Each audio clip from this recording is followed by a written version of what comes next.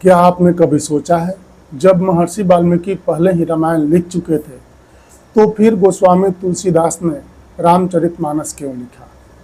क्या सच में एक और रामायण लिखने की जरूरत थी, या इसके पीछे कोई ऐसा उद्देश्य था जिसने करोड़ों लोगों का जीवन बदल दिया? आज की इस वीडियो में हम जानेंगे रामचरितमानस की रचना के पीछे की पूरी कहानी। करीब 450 साल पहले भारत की स्थिति आज जैसी नहीं थी। उस समय ज़्यादातर धार्मिक ग्रंथ संस्कृत भाषा में लिखे जाते थे।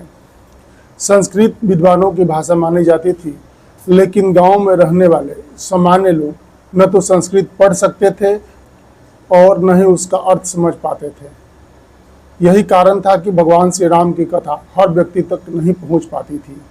इसी समय गोस्वामी तुलसीदास जी के जीवन में एक ऐसी घटना हुई जिसने सब कुछ बदल दिया। कहा जाता है कि वे अपनी पत्नी रत्नावली से बहुत प्रेम करते थे। एक दिन पत्नी मायके चली गई। तुलसीदास उनसे मिलने के लिए गए। रात के अंधेरे में तेज बारिश और उफनती नदी पार करके पहुंच गए।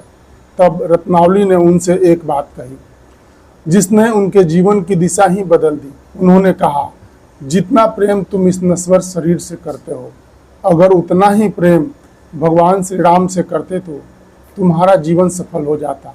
बस यही शब्द तुलसीदास जी के हृदय में उतर गया।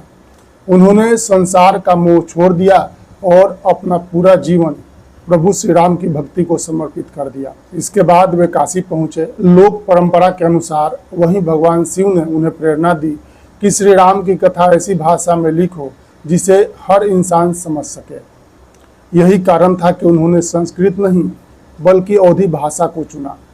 उनका उद्देश्य नई रामायण लिखना नहीं था, बल्कि भगवान श्री राम के आदर्शों को हर घर तक पहुंचाना था। रामनवमी के दिन उन्होंने रामचरितमानस लिखना शुरू किया। कई वर्षों की साधना के बाद यह महान ग्रंथ पूरा हुआ। उन्होंने इसका नाम रखा रामचरितमानस, अर्थात भगवान श्री राम के चरित्र का वह पवित्र सरोवर जिसमें डुबकी लगाकर मनुष्य अपने मन को पवित्र कर सके। शुरुआत में कुछ विद्वानों ने इसका विरोध भी किया, लेकिन धीरे धीरे रामचरितमानस घर घर पहुंच गई। आज भी करोड़ों लोग इसका पाठ करते हैं, क्योंकि यह केवल भगवान श्री राम की कहानी नहीं है, यह हमें जीवन जीने का सही तरीका सिखाती है। यही कारण है कि गोस्वामी तुलसीदास जी ने रामचरितमानस लिखी, ताकि भगवान श्री राम के आदर्श हर व्यक्ति तक पहुँचे। जय श्री राम।